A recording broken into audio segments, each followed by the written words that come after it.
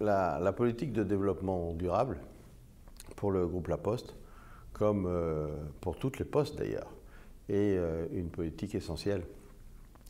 Elle a des effets à la fois sur la performance économique, sur l'engagement des salariés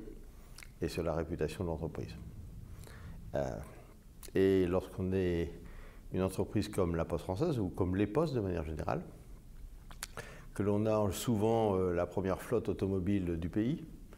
qu'on a presque toujours le premier parc immobilier du pays, en tout cas c'est le cas pour La Poste française, et lorsqu'on sait que les émissions de CO2 ont pour origine essentiellement le transport et l'immobilier, ça vous crée une vraie responsabilité, à la fois vis-à-vis de l'environnement proprement dit et aussi sur le plan économique. Et donc La Poste a engagé des programmes très importants pour réduire le CO2 des transports, à la fois en optimisant le nombre de kilomètres, en optimisant la taille des camions, le remplissage des camions, en faisant une opération où on a formé les 80 000 facteurs à la conduite écologique, ce qui fait gagner entre 5 et 7% d'économie d'énergie, donc de réduction des dépenses de consommation. Et puis, on a pris l'engagement, entre maintenant et 2015, d'acheter 10 000 véhicules électriques pour les facteurs, avec la condition que le coût total de possession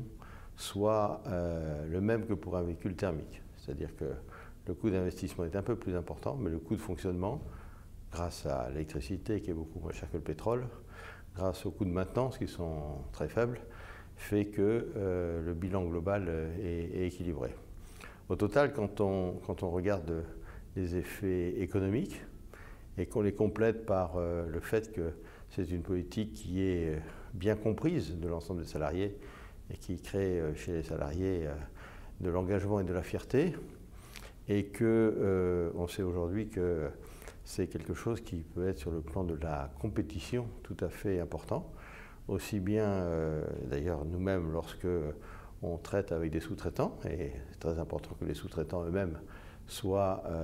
je dirais, engagés dans cette politique, mais nous-mêmes, parfois, nous offrons des prestations, c'est-à-dire que nous sommes des prestataires. Et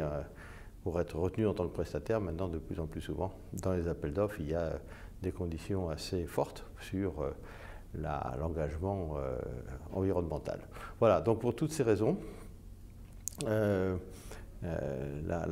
groupe La Poste est vraiment très déterminé et a d'ailleurs fait du développement durable, nous on dit parfois même développement responsable, pour inclure la dimension sociale et sociétale, a fait vraiment une des priorités, un des fils rouges de son plan